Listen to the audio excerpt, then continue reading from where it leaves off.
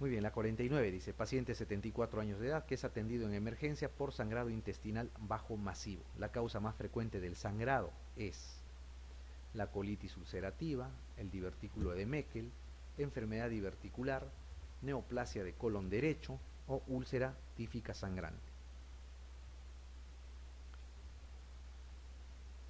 ¿Cuál será? ¿Cuál es la causa más frecuente de hemorragia digestiva baja masiva? La enfermedad diverticular, ¿no es cierto? Recuerden, la enfermedad diverticular se podía complicar de dos formas. Se inflamaba, produciendo una diverticulitis, o sangraba. Del divertículo de Meckel, ¿qué característica deben de recordar? Que produce hemorragia digestiva baja, no dolorosa, en niños. ¿Ok? Hemorragia digestiva baja, no dolorosa en niños, se debe sospechar de divertículo de Meckel.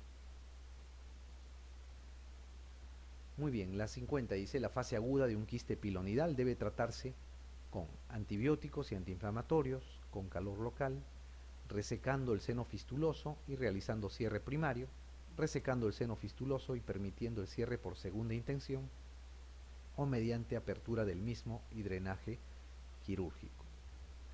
¿Qué es un quiste pilonidal, no? El quiste pilonidal es un quiste que está lleno de pelos y de secreción sebácea, por eso se le llama pilonidal, que se encuentra en la región interglútea, en la parte más superior de la región interglútea, entre la región interglútea y el sacro, ¿no? En esa zona. Como todo quiste, ¿no? Se puede inflamar e infectar y convertirse en un absceso, o puede tender a la cronicidad, ¿no? Como cualquier quiste sebáceo en otra parte del cuerpo. Les preguntan la fase aguda de un quiste pilonidal, o sea, cuando está infectado el quiste. ¿Qué cosa se debe hacer si es que se ha infectado el quiste? Si se está comportando como un absceso. ¿Qué se hace con un absceso? Se debe drenar, ¿no es cierto? Entonces aquí la respuesta es mediante apertura del mismo y drenaje quirúrgico, ¿no? Hay que evacuar la pus. Si no está en fase aguda, si no está inflamado o infectado el quiste pilonidal, se puede hacer resecar el seno fistuloso y realizar cierre primario, o resecar el seno fistuloso, o sea, el quiste pilonidal, y permitiendo el cierre por segunda intención, cualquiera de los dos. Eso es cuando no está en fase aguda. Pero si está infectado, solamente se hace el drenaje. ¿Ok? Bien. La 51 dice, el objetivo de la respuesta endocrino-metabólica a la agresión quirúrgica es favorecer la cicatrización de las heridas, conservar la integridad del medio interno u homeostasis, impedir la hemorragia, producir un balance nitrogenado negativo o favorecer la síntesis de catecolaminas. ¿Cuál es el objetivo de la respuesta endocrino-metabólica?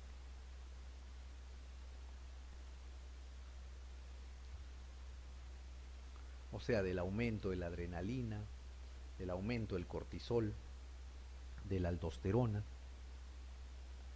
de la disminución de la insulina.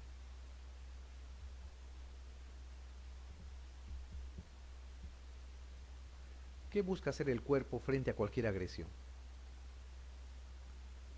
Eso, compensarse, ¿no? Tiene que compensarse, pues, ¿no? Conservar la integridad del medio interno u homeostasis. Ese es el objetivo fundamental del organismo frente a cualquier agresión.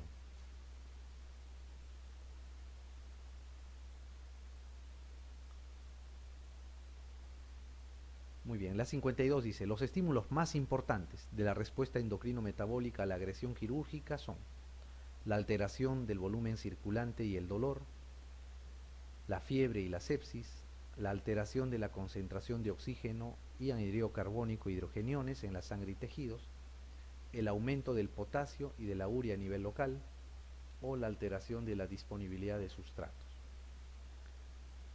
¿Cuál será? ¿Cuáles son los estímulos más importantes?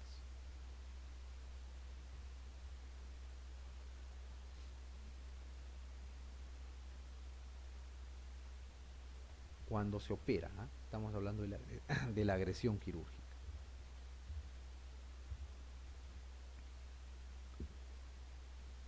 Cuando se opera un paciente, la respuesta que da el organismo a esta agresión quirúrgica principalmente se da por esto, ¿no? Por la alteración del volumen circulante y el dolor.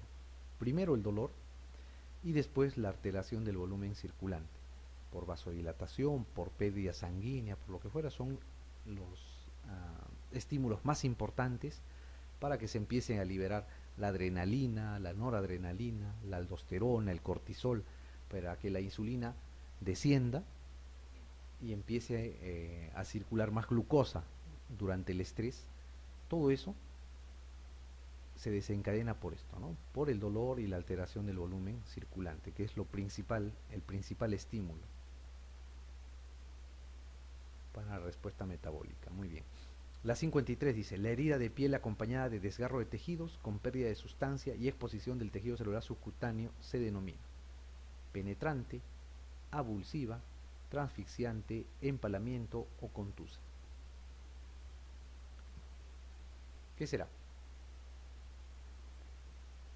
Avulsiva, ¿no? La avulsiva se llama.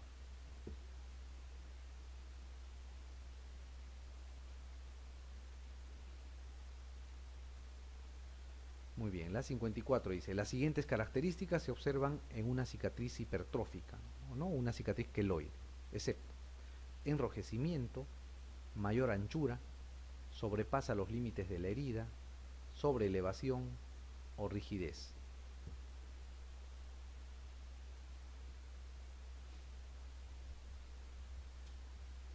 Excepto, dice, ¿no? Enrojecimiento habrá.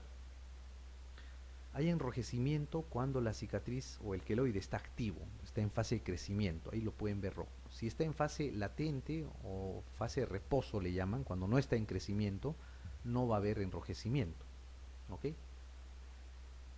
Sobre elevación, siempre, ¿no? La cicatriz queloide siempre está sobre elevada. Rigidez, también, ¿no? Es más dura.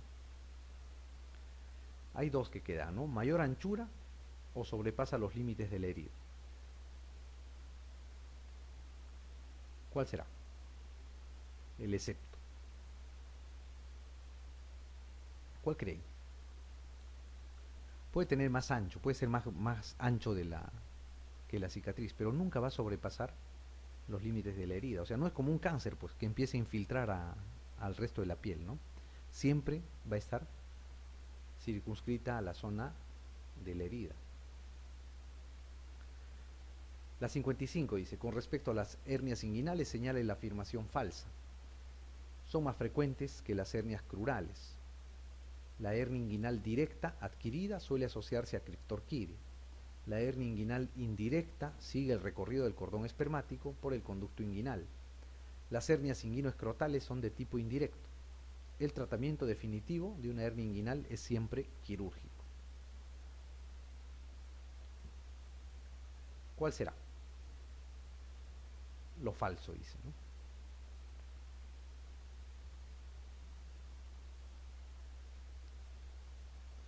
A ver, las hernias inguinales, ¿son más frecuentes que las hernias crurales?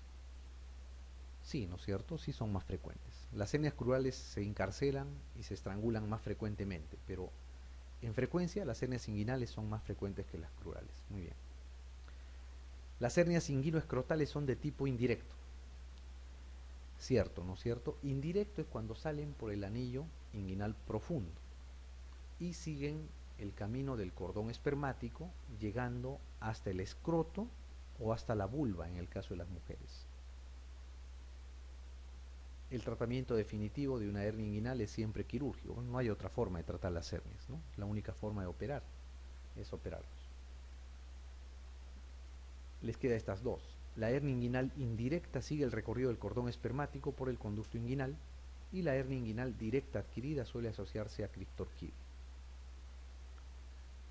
La B, ¿no es cierto? La hernia inguinal directa adquirida suele asociarse a criptorquidia, es la respuesta. Es lo falso. En algunos casos, a criptorquidia se puede asociar las hernias inguinales indirectas, ¿no? En algunos casos. La 56 dice, se considera indicaciones de urgencia absoluta para la realización de la laparotomía exploratoria todas las siguientes situaciones excepto peritonitis, herida penetrante por arma de fuego, lavado peritoneal positivo en paciente estable, neumoperitoneo en traumatismo cerrado o rotura diafragmática con compromiso respiratorio. ¿Cuál será? El excepto, dice. O sea, ¿a qué paciente podrían dejar de operar de estos? ¿Al que tiene peritonitis podrían dejar de operar? No, ¿no es cierto? ¿A un paciente baleado? Tampoco. Si tienen un paciente que se ha golpeado el abdomen, le toman una placa y hay aire, hay neumoperitoneo, ¿no? ¿Lo dejarán? Tampoco, ¿no es cierto? Una perforación de víscera hueca. Les queda dos, rotura diafragmática con compromiso respiratorio o lavado peritoneal positivo en paciente estable.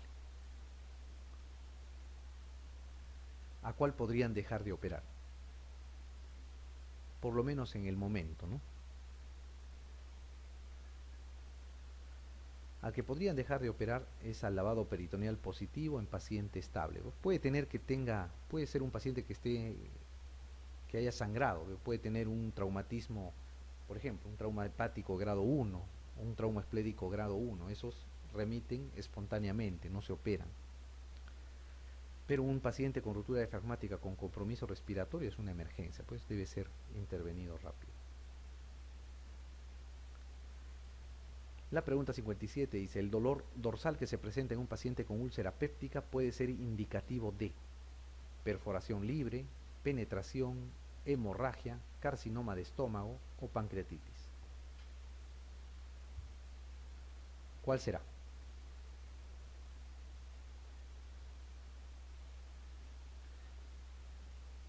Claro, penetración, ¿ok? Penetración. Cuando la úlcera está penetrando al tejido pancreático, se produce dolor a la región dorsal, pues, ¿no? Por irradiación. Si la úlcera se complica y penetra normalmente al páncreas, produce dolor dorsal. Pero la úlcera también se puede perforar, ¿no?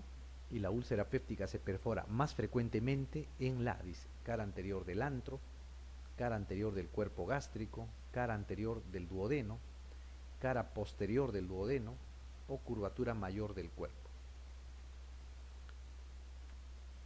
¿Dónde se perfora más frecuentemente la úlcera péptica? En la C, ¿no es cierto? La cara anterior del duodeno, que es la zona de más fácil perforación. Por dos razones. Uno, es la pared más delgada. Y dos, que las otras partes del duodeno están protegidas pues por el retroperitoneo o por el páncreas, ¿no? Están hacia atrás o están adosadas al páncreas. La perforación libre más frecuente es la cara anterior del duodeno. Muy bien, la 59 dice, la causa más frecuente de ictericia obstructiva extrahepática en adultos es litiasis residual, cáncer de la vía biliar principal, parásitos, litiasis de la vía biliar principal o tumores periampulares. ¿Cuál será? La litiasis, ¿no es cierto? ¿Pero cuál? ¿De la vía biliar principal o la litiasis residual? De la vía biliar principal, ¿no es cierto? Muy bien, litiasis residual significa que es un paciente que se ha operado previamente, ¿no es cierto? O sea, le han sacado la vesícula y han dejado un cálculo por ahí. La 60 dice, mujer de 35 años de edad, diagnosticada de cáncer de colon localizado en el ángulo hepático. Presenta antecedentes familiares de cáncer de colon en madre, una tía a la edad de 45 años y un abuelo. La intervención quirúrgica más aceptada es hemicolectomía derecha ampliada, colectomía subtotal, colectomía total con anastomosis ileorrectal o colectomía total con anastomosis ileoanal. ¿Qué harían en esta paciente?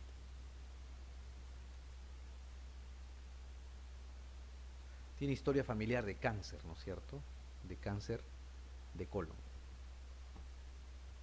Probablemente su enfermedad está asociada a la herencia, ¿no? Por todo lo que tiene. Y es joven, 35 años. Si el cáncer de colon se asocia a pólipos, normalmente se denomina la enfermedad la poliposis adenomatosa familiar, ¿no es cierto? Cuando el cáncer de colon es hereditario y no se asocia a pólipos, se habla de una enfermedad que se llama la enfermedad de Lynch, ¿no? Este debe ser el caso de esta señora, porque no hablan que esté asociado a pólipos, pero sí tiene carga hereditaria. Entonces, los pacientes que tienen carga hereditaria para cáncer de colon y no tienen pólipos son o se diagnostican de enfermedad de Lynch. ¿Qué significa esto? Los pacientes con esta enfermedad tienen alta probabilidad de presentar cáncer colorectal, ¿ok? Colorectal. ¿Qué le harían a esta paciente?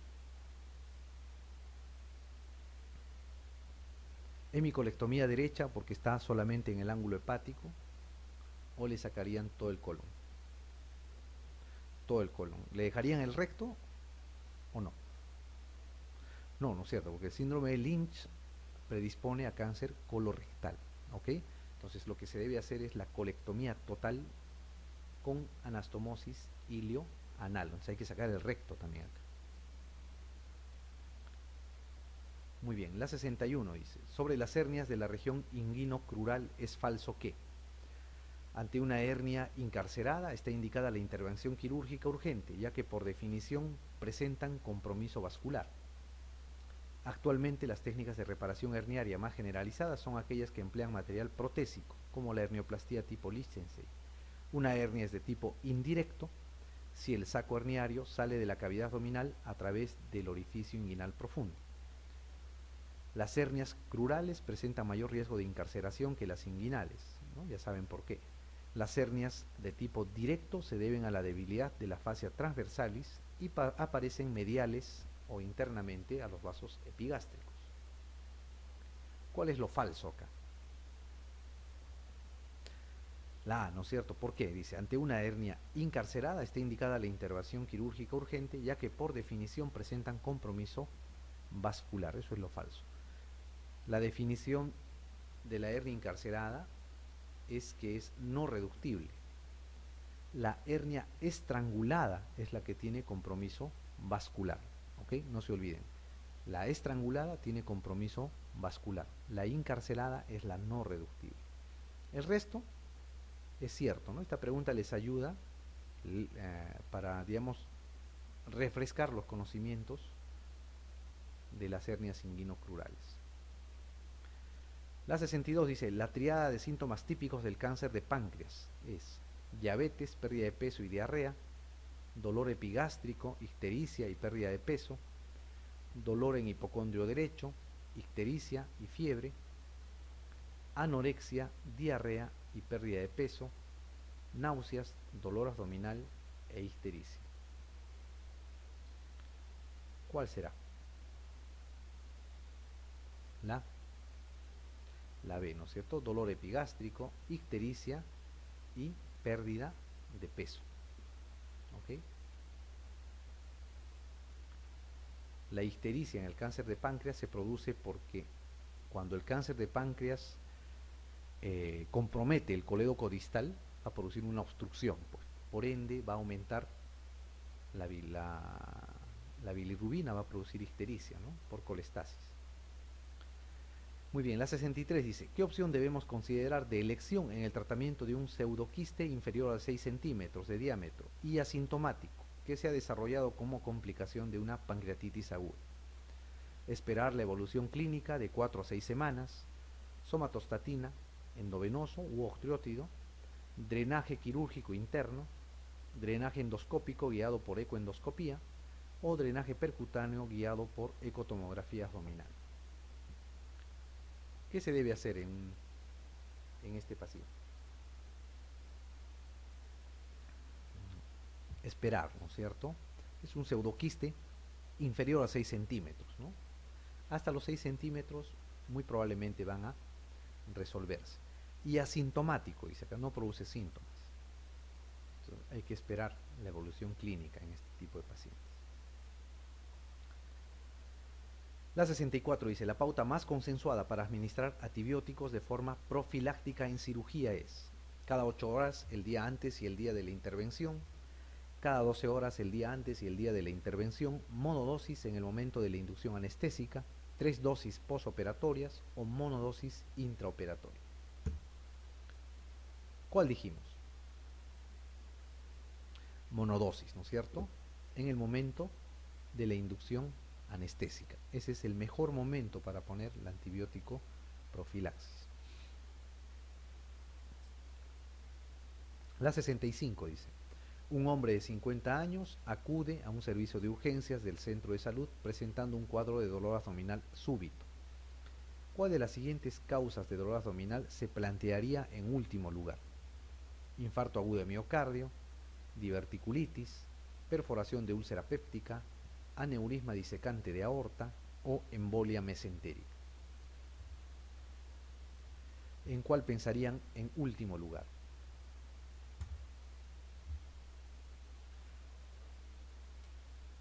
A ver, ¿la embolia mesentérica producirá dolor abdominal súbito? Sí, ¿no es cierto? Por isquemia, ¿no? Por ende, ¿el infarto agudo de miocardio producirá también dolor súbito abdominal? Si está localizado en la cara inferior, ¿no?, del corazón, sí puede irradiarse al epigastrio, ¿no? Podría producir dolor abdominal súbito, pero es más raro, ¿no es cierto? Es más raro. El aneurisma disecante de aorta, si es de aorta abdominal, sí, ¿no?, puede producir dolor intenso. Perforación de úlcera péptica, también, pues, ¿no? Les queda dos entonces: la diverticulitis o el infarto agudo de miocardio. ¿Cuál de ellos producirá dolor abdominal agudo, súbito? No, más bien la diverticulitis produce dolor abdominal progresivo, ¿no?, de varios días de evolución, ¿no? La diverticulitis, para inflamarse, tiene que pasar por varios procesos todavía, ¿no? Entonces no produce dolor súbito. El infarto agudo de miocardio sí, pues, ¿no?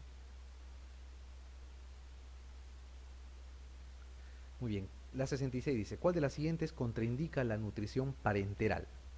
Pancreatitis aguda grave, fístula yeyunal, resección subtotal de intestino delgado, expectativa de ayunos de menos de 5 días o posoperatorio de hemicolectomía. ¿En cuál no darían ustedes nutrición parenteral?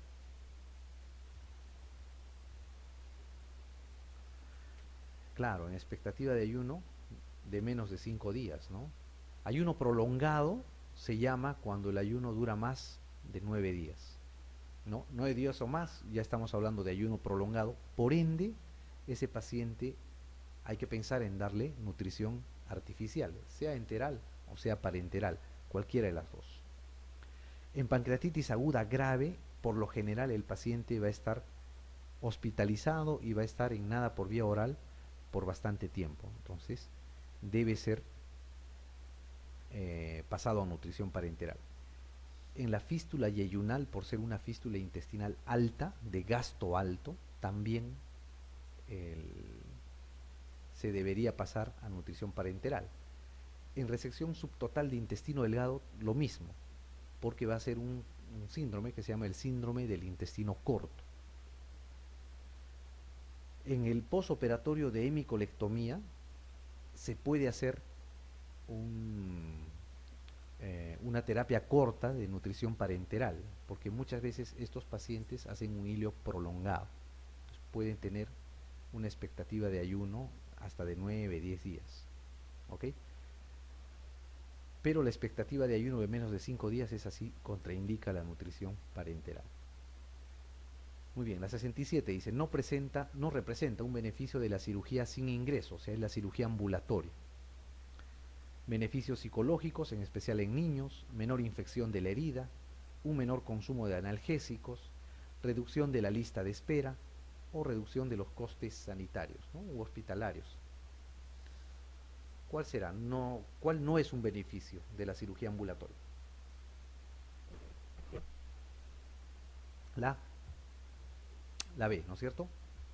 Menor infección de herida, ¿no? La menor infección de herida operatoria no significa o no depende de que si el paciente se hospitaliza o no, ¿no?, sino depende, uno, del tipo de cirugía y del tipo de herida, si es limpia contaminada, si es sucia, si es infectada, o depende del grado de asepsia que se tenga durante la intervención, ¿no?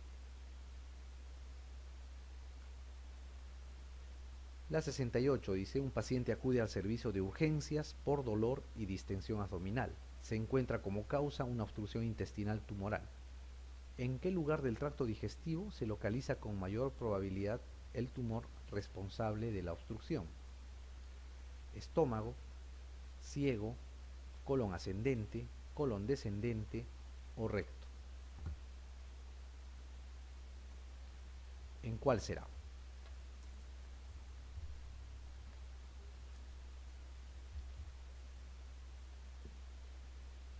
A ver, ¿dónde no estará? En el estómago, ¿no es cierto? En el estómago. ¿Dónde será menos probable que esté de estos que quedan acá?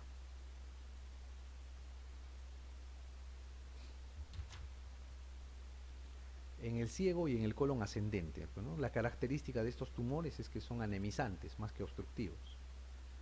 Les quedaría en el colon descendente y en el recto. ¿En cuál de estos es más probable que haya una obstrucción?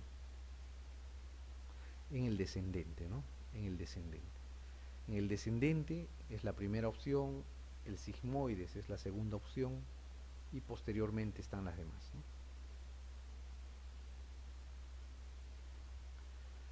A ver, la 69 dice, paciente varón de 62 años de edad, diagnosticado desde hace 2 años de hemorroides, tratado con pomadas y modificaciones alimentarias. Desde hace 2 meses se le prolapsan y tiene que reducirlas manualmente.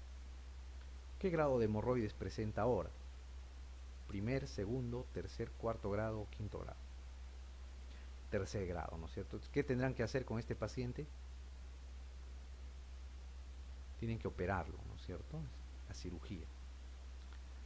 Muy bien, la 70 dice, en el traumatismo cerrado abdominal, ¿cuál es el órgano que más fácilmente se rompe? Hígado, páncreas, estómago, vaso o riñón. El vaso, ¿no es cierto? El vaso.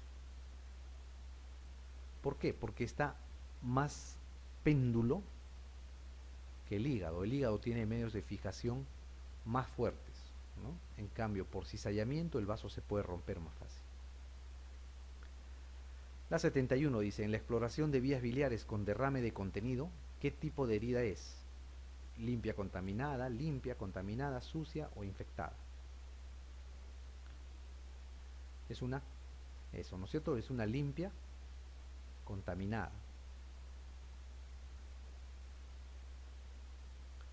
La 72 dice, ¿cuál es el tipo de hernia que desciende por el conducto espermático paralelo al cremáster? La inguinal directa, la inguinal indirecta, la crural, la umbilical o la de Skin. ¿Cuál es la que acompaña al conducto espermático y llega al cremáster o llega incluso al escroto? La indirecta, ¿no es cierto? La hernia inguinal indirecta. No se olviden, la hernia inguinal indirecta es la hernia del joven, del niño, ¿no? O la hernia congénita también le dice. La 73 dice, paciente varón de 35 años de edad con dolor perianal después de defecar, más tumoración dura en ano y dificultad para sentarse. ¿Cuál es el diagnóstico más probable? Fisura anal, absceso perianal, fístula perineal, trastorno vascular perianal o hemorroides trombosada o pólipo rectal prolapsado. La B, ¿no es cierto? Un absceso perianal, ¿no? Es lo más frecuente. Por dolor. Si solo fuera dolor, habría que pensar en fisura, ¿no es cierto? Pero habla de dolor perianal y tumoración dura en ano, ¿no es cierto? Esta de tumoración más va para un absceso perianal. La 74 dice, ¿cuál de las siguientes es una hernia congénita? La hernia inguinal directa, la hernia epigástrica, la hernia inguinal indirecta, la hernia crural o la hernia obturatriz. ¿Cuál será? Hace un ratito hemos dicho, ¿no? Hace un minuto. ¿Cuál era la hernia inguinal indirecta? Del joven, del niño, se produce por la persistencia del conducto peritoneo vaginal.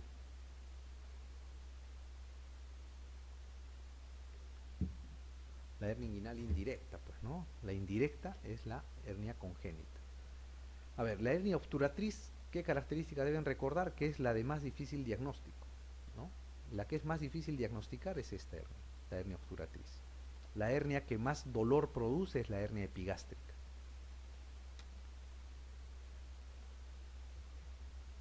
Muy bien. La 75 dice la causa mecánica más frecuente de obstrucción intestinal posoperatoria es, esto han preguntado varias veces, intususcepción, vólvulos, besoares, adherencias o estrechez secundaria a radiación. Adherencias, ¿no es cierto? Bridas y adherencias. La 76 dice, paciente que llega a la emergencia y se le diagnostica ruptura hepática. El tratamiento de elección es hemihepatectomía, taponamiento hepático, trasplante hepático, todas son correctas o ninguna. ¿Qué hacen con una ruptura hepática? ¿No? Lo que se debe hacer es el taponamiento, ¿no es cierto? El taponamiento hepático, eso es lo que se debe hacer. Se pone, el taponamiento hepático consiste en liberar al hígado de los medios de fijación y hacer una especie de sándwich, ¿no? Compresión con compresas, con gasas, para conseguir la hemostasia. Y en una segunda intervención se retiran estas gasas, estas compresas que se han puesto, y normalmente, en general, los pacientes pueden ir de mejor manera que hacer resección. La